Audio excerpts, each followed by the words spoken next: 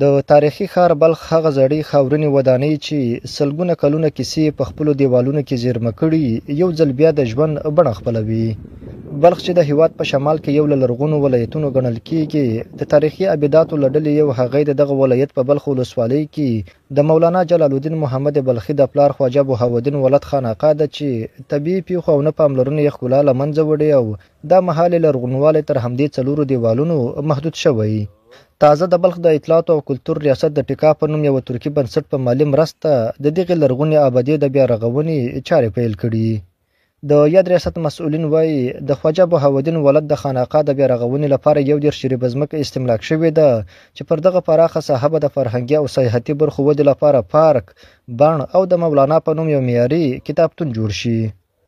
د خانقاه ټوله مصارف چې دی $4 ده د ټیکا موسسې طرفه د مایع کېږي او جوړښت هم تقریبا دیوال چې دوی کوم اوله مرحله کې درلوده په 80% مخ تللې ده 10% پاتې دغه ده.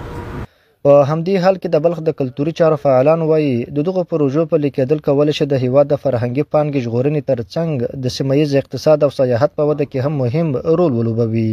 دوی همداراز له ځایي چارواکو او نړیوالو بنسټونو غواړي چې بلخ کې لرغونو ابداتو ته ځانګړې پاملرنه او د تاریخي ځایونو بیا رغونه وکړي. بازسازی خانقاه مولانا یک گام مثبت به خاطر بهبود وضعیت توریستی در افغانستان بخصوص ولایت بلخ بهتر است. از این طریق ما میتونیم گردشگرها را زیاد ببخشیم، از طریق میتونیم گردشگرها را جلب بکنیم.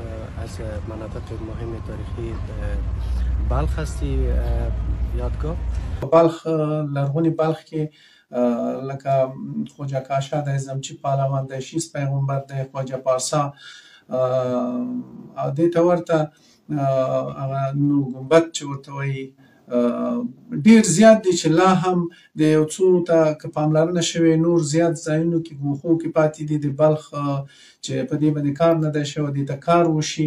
د بلخ د اطلاعاتو او کلتور ریاست په د تاریخي ابداتو بیا رغونه خپل مسؤلیت ګڼي او په وینا دا مهال دغه ولایت کې د مولانا جلال الدین محمد بلخي د پلار پر خانقاه سربیره د روضې شریفې او خواجه پارسا جومات بیا رغونې چارې هم روانې دي.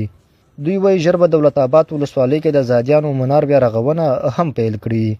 مولوي محمود الله ضرر زیاتوي دا پروژې نه یوازې د تاریخي ابداتو ساتنې په موخه پیل کړي بلکې د کلتوري ګرځندوی پراختیا او د بلخ لرغونی مقام بیا ژوندي کول هم له سترو موخو دي.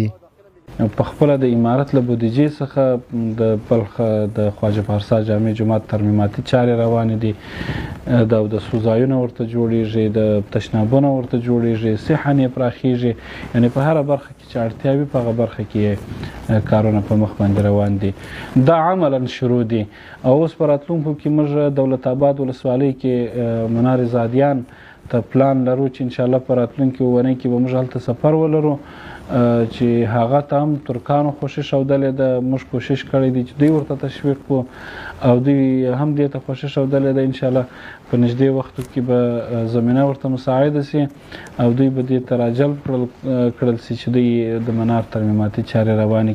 بلخ کې شاوخوا 100 تاریخي ابدات او لرغونې سیمې شته چې ډېری یې بیا رغونې ته اړتیا لري. د معلوماتو له مخې بلخ کې تر ټولو لرغونی ځای بالاحصار دی چې له میلاده شاوخوا 3000 کاله وړاندې مخینه لري او دویم هغه بیا د نوح ګمبد یا جپیاده جومات دی چې د منځنۍ اسیا په کچه د اسلامي تمدن لومړنی جومات هم بلل کیږي. امان الله عادل، حریت رادیو، مزار شریف.